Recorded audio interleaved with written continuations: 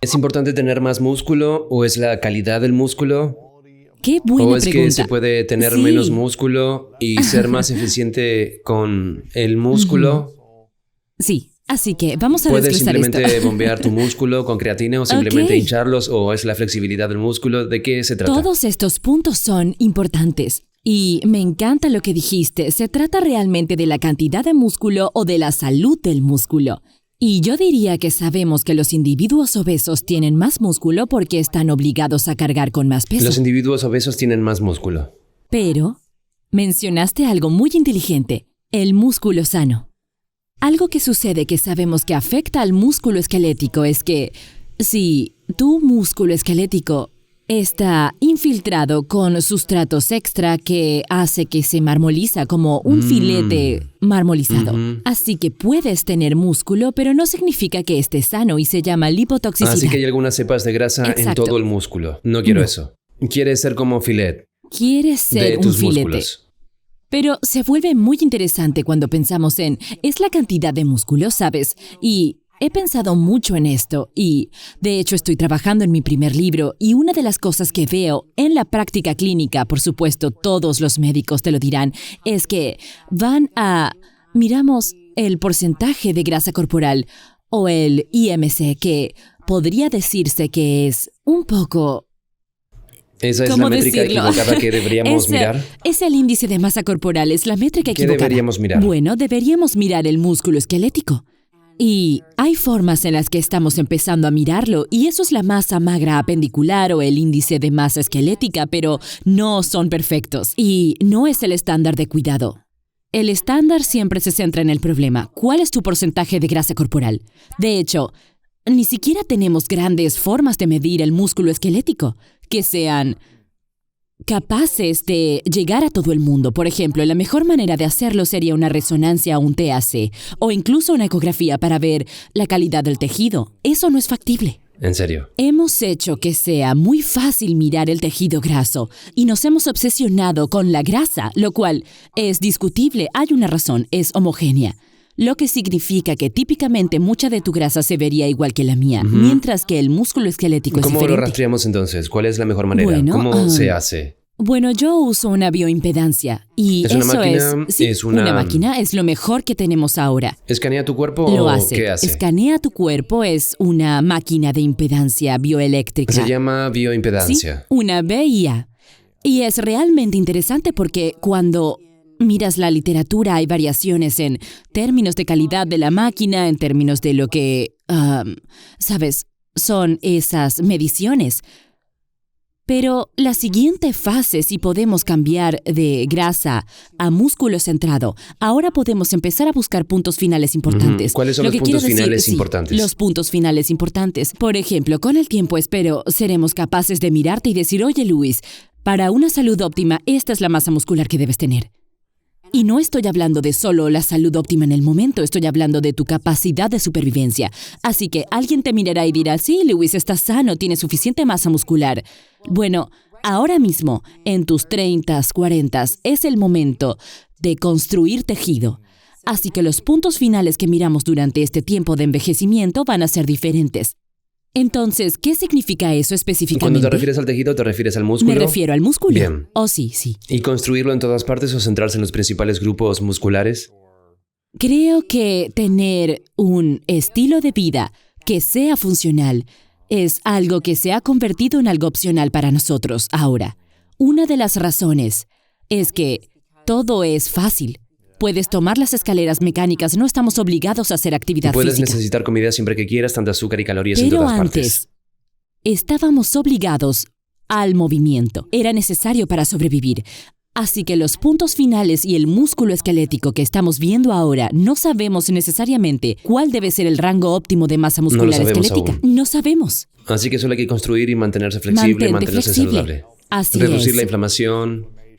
Y entender que no se trata de perder grasa, eso es un juego de perder, sin juego de palabras. Y si fuera correcto, lo habríamos resuelto. Si todos somos obesos, no lo Tenemos habríamos que resolverlo. imaginado. Así que en lugar de centrarnos en perder grasa, deberíamos centrarnos en construir Deberíamos músculo. centrarnos en construir músculo y de nuevo, el aspecto de la locomoción del músculo es común en lo que todo el mundo piensa.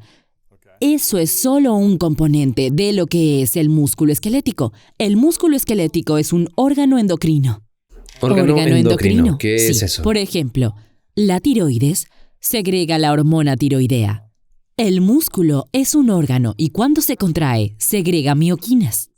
Mioquinas. Y estas son proteínas que van por todo el cuerpo y tienen impacto en todos los tejidos. No son mitocondrias. No. Es decir, el músculo sí tiene mitocondrias, lo cual es realmente importante, pero piensa en una mioquina como cuando estás haciendo ejercicio. En realidad estás segregando mioquinas. Bien, ¿y por qué es importante? Porque es importante, me alegro que lo preguntes. Hay muchos tipos diferentes de mioquinas y voy a darte un ejemplo. Tal vez te daré dos. La interleucina 6 es la mioquina más estudiada y esta proviene de la contracción del músculo esquelético y si es un entrenamiento aeróbico o de resistencia, esta cantidad se multiplica por 100 en el torrente sanguíneo y esto es un trabajo de Penderson y creo que está en Copenhague. Ella es una fisióloga del ejercicio, inmunóloga, médico que incorpora la interfaz. La interleucina 6, cuando es secretada por el músculo esquelético, interactúa con el sistema inmunológico. Así que los macrófagos son células del sistema inmune que también secretan una citoquina. Y hemos oído hablar de esto. La interleucina 6, cuando proviene de los macrófagos, es una citoquina. Bien.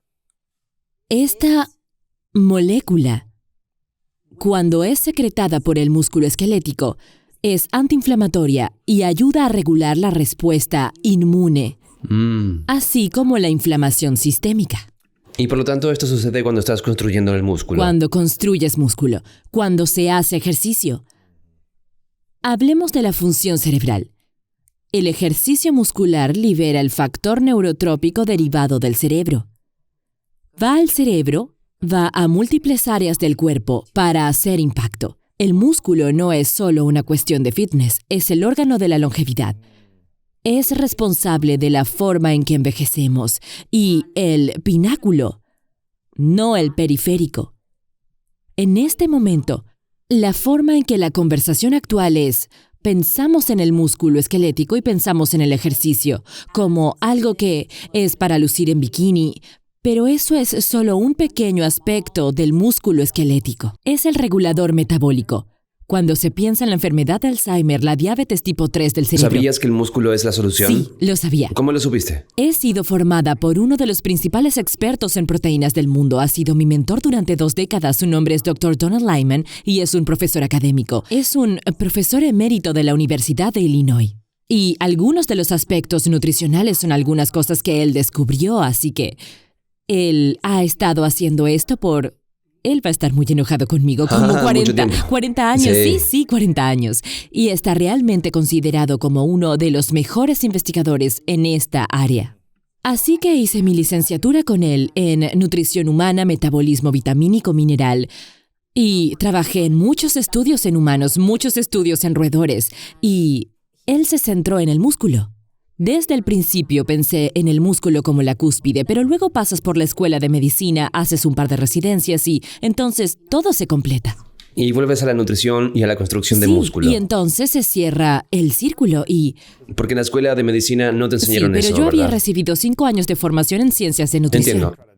Intentan enseñar todo lo demás sobre solo tratar el síntoma con la medicina, lo cual es no un la defecto, raíz. pero es importante, porque sin tener una formación realmente acreditada en ese sentido, entonces perdería las cosas que eran realmente peligrosas. Valoré esa educación, pero sabía que si realmente me importaba cómo iba a mover la aguja para la gente, tenía que estar orientada a la solución.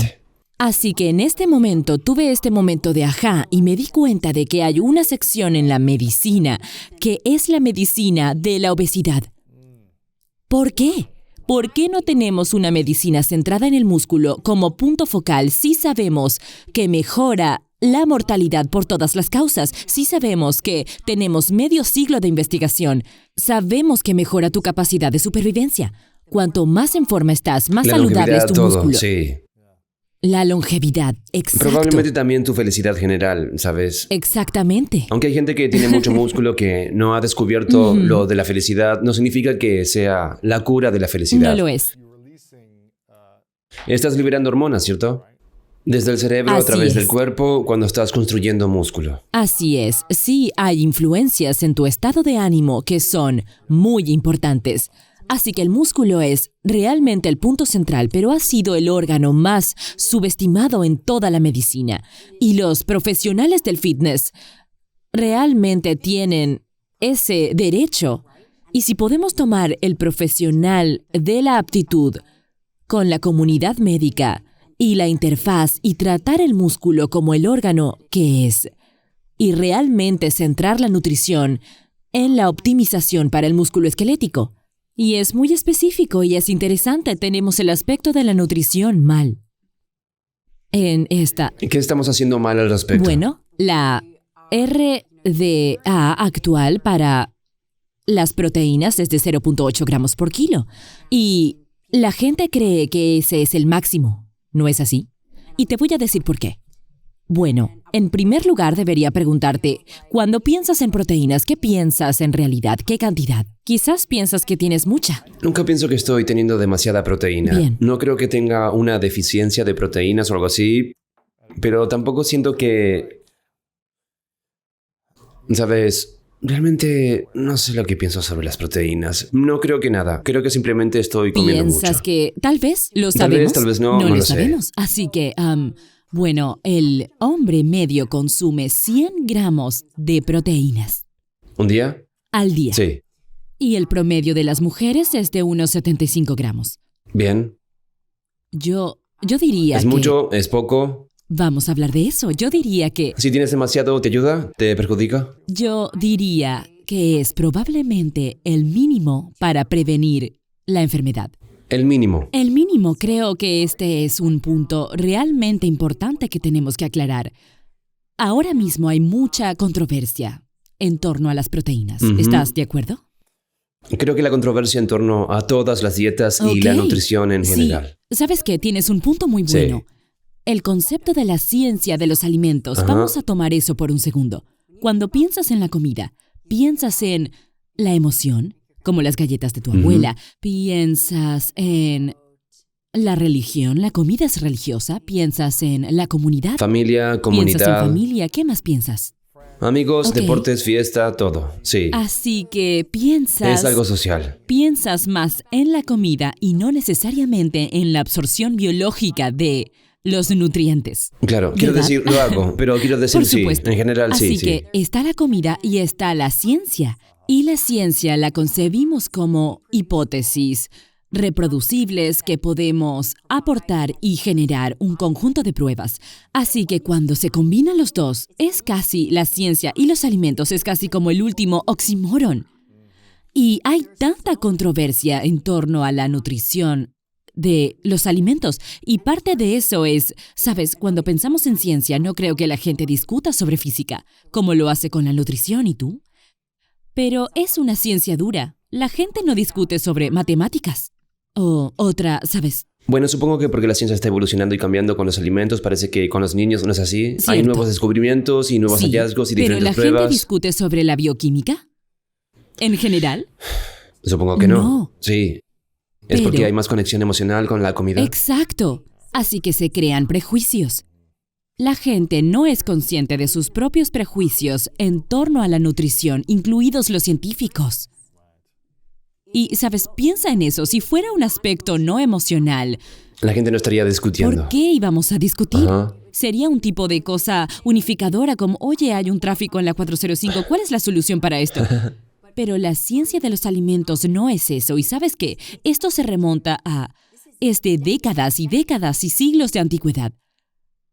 Porque es emocional. Y Ujú. la emoción, casi el 100% de las veces, sesga a la ciencia. Ujú. Sabes, me ocupo de los pacientes en la clínica y muchos de ellos vienen a mí y son como, esto es tan confuso. Todo este aspecto de las proteínas y ahora mismo estamos escuchando que la carne roja es mala para ti, que debemos reducir nuestra ingesta de proteínas y diría que nada podría estar más lejos de eso. Y cuando se mira hacia atrás en la historia, ¿de dónde viene esto? Quiero decir, puedes volver a la Segunda Guerra. Y la Segunda Guerra Mundial, cuando yo no estaba entonces, ni tú tampoco, pero la Segunda Guerra Mundial, cuando el racionamiento se puso en su lugar y se preguntaron cuál es la cantidad de proteínas que necesitamos para mantener estos soldados vivos. Simplemente vivos. Bueno, vivos Funcional. y sanos, funcionales. Así que tuvieron que encontrar la manera de alimentar a más de 1 millón de personas. ¿Cómo vamos a hacerlo?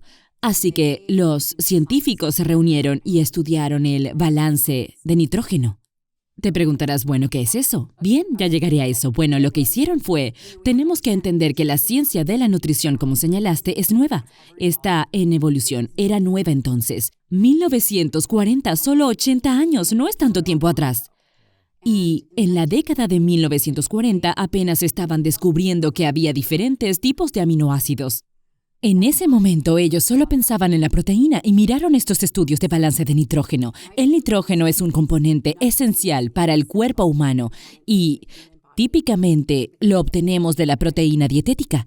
Y es una medida muy cruda y fue extrapolada y tomada de la cría de animales. Es decir, estaban tratando de averiguar cómo mantener y alimentar a estos animales de la manera más barata, lo que significaba una gran cantidad de carbohidratos y la menor cantidad de proteínas para permitirles seguir creciendo. Y luego trajeron la forma para los seres humanos. Y por lo general los hombres jóvenes de 18 a 25 años de edad, y decir, bueno, ¿cuántas proteínas se necesita para sobrevivir? Y esto es el balance de nitrógeno. Aquí es donde en parte comenzaron a entender que la cantidad de proteínas era tal vez 0.8 gramos, que si miras la literatura en la década de los 70 y más allá, se estimó que realmente se perdió la marca, porque era 20% más alto. Estamos en este momento donde estamos aprendiendo sobre la medicina, el bienestar, la salud, y estamos en un cambio de paradigma. Es la medicina funcional. De eso se trata el libro de Peak and Diet. Es un punto de vista en la medicina funcional sobre los alimentos, la nutrición y la longevidad.